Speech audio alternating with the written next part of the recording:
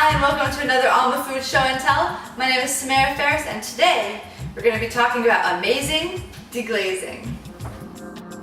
So deglazing is a method where you'll be cooking things on the stove after sauteing with oil and whatever ingredients you're using, and you're going to want to loosen them from your pan.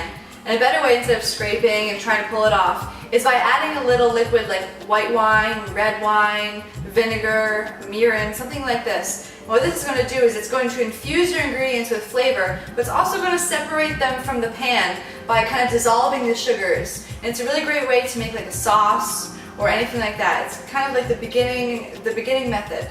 So let's get started. A few of the things we have here today that we're going to be using for this demonstration are really high quality olive oil. This one is an organic, first cold pressed, extra virgin olive oil.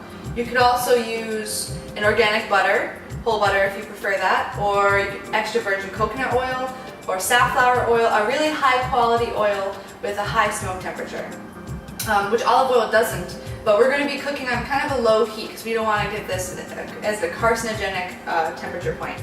We're also going to be using some garlic, and we've chopped it and minced it here today. We have some chopped Spanish onion. We have some high quality salt. I'll be using Celtic sea salt, but feel free to use any sea salt, Celtic sea salt, Himalayan salt, but a high quality salt, not your average table salt, and a pan. Welcome back. Okay, so we are at the stove here. We have our onions and our garlic, which has been sitting for 5 minutes so that can produce allicin, the really great chemical for you. So we've added a little bit of olive oil to the pan. I'm going to add a little bit more.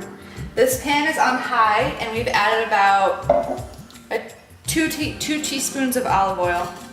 This is an extra virgin olive oil. We have this on high. So once the olive oil gets a little bit hot, we're going to turn the temperature down a little bit. So we're going to turn this down to medium heat and throw in your onions.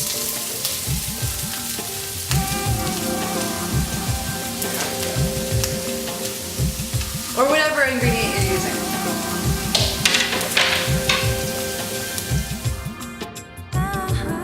I have a little Celtic sea salt here that I'm adding. And you can add any ingredient here when deglazing if you're cooking shrimp or fish or whatever you're sauteing.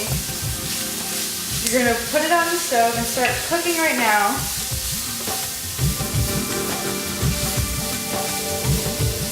Move these around a little.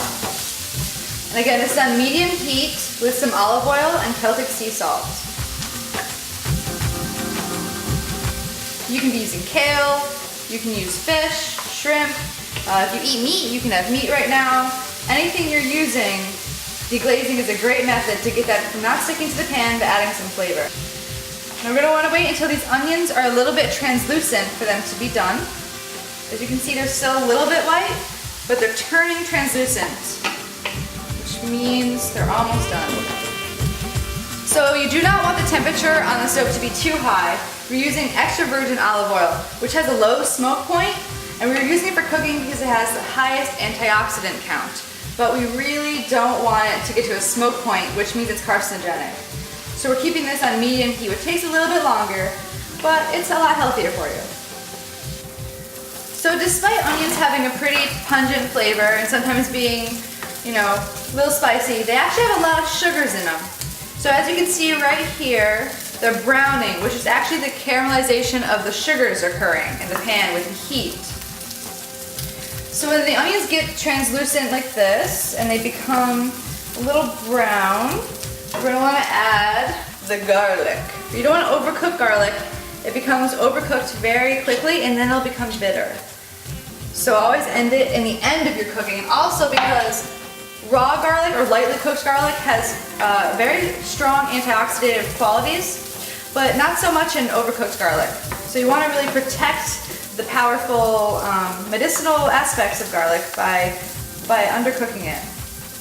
And always be moving this around here, whether you've got peppers here or broccoli or whatever you're sauteing, sugar snap peas, onions, always constantly move it around because you want every part of the food to touch the pan. Get as much surface area as you can so it's equally caramelized all over each part of the food. So now we're going to deglaze a little.